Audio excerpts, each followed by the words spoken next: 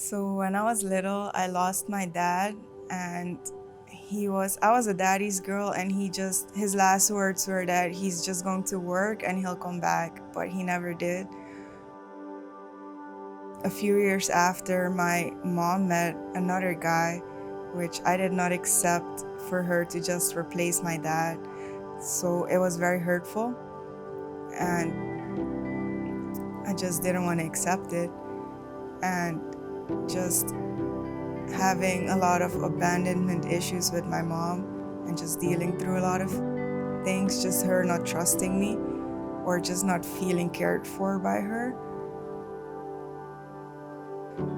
In 2009, I moved to Miami, and it was just hard to just adjust to the culture, the language, because I speak Dutch, so it's very hard to just adjust in every single aspect, to just find my new identity, to just get approval from friends around me, to just feel like to be liked by others. So I had to just find myself and just work on all that. But in the whole process of me just moving here, I meet a guy that I felt safe with, to just share my life with, to open up to him, to just tell him about all my struggles. And I got to know God through him. And he as well abandoned me or betrayed me just for another girl, which just left me feeling betrayed all over again, just bringing me back to just my childhood, just everything I went through just all over again. And that made me walk away from God and just not feeling worthy, that I don't have any purpose in life. Those negative thoughts started to just taking over my mind and just making me feel less, that I am not worthy, that I am not beautiful enough, that I'm just not lovable. And it just got to a point where I just wanted to take my life away all day, every day. And it's just the first thing I woke up to was just thinking that I'm better off just taking my life away. And I couldn't even sleep, to be honest. Just thinking that, why am I still here? Because my life has no value. Tried driving and just thinking that I should just let go of my car. So I knew that I was in danger to myself, to people all around me. So I needed to do something, which I reached out to my pastor, and he just came and helped me, which I was hospitalized after talking to my pastor. And I was just there for a week in the hospital, just trying to get professional help, knowing that I needed professional help, and how can I cope with my negative thoughts. There was just this lady there asking me to just pray over her, and I honestly had no idea on how to pray for her, because I couldn't even pray over myself.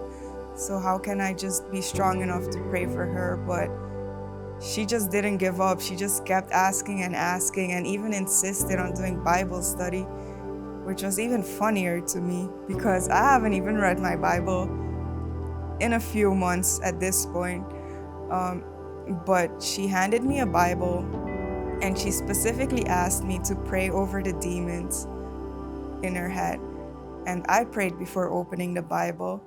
And I guess God works in such funny, mysterious ways, but my Bible just opened to Mark chapter 5, where he healed a demon-possessed guy. So at first, I was just in shock.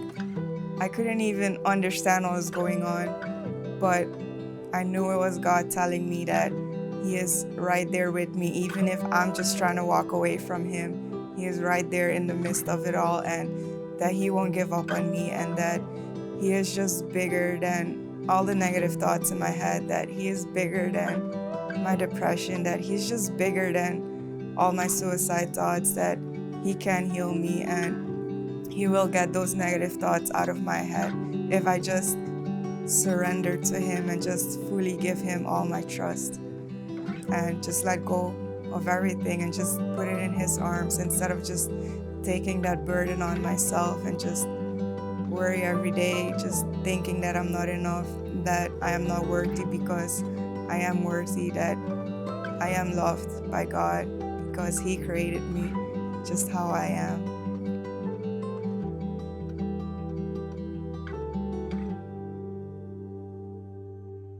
So after a week, I got home from the hospital.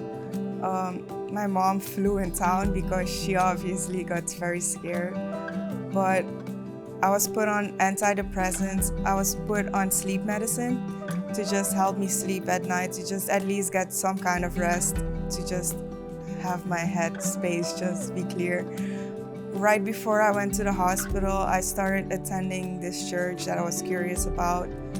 And when I got out, I knew that God was just calling me to bigger things. So I got home on a Thursday and I went to the very next service. And since then, just God has been using me in so many ways. I just feel that I'm just living my calling, and I'm just thankful that I am still here today, that I had the courage to just reach out to my pastor and just tell him that I am struggling, that I need help, that I was able to find help. I'm just thankful to still be here and just now be able to just share whatever I went through and give the courage to others as well to feel strong, that they are not alone, that there's just power of reaching out and just sharing your story and just not holding things in, that there is a community out there that just cares for you and loves you, and that you just never have to feel alone in life.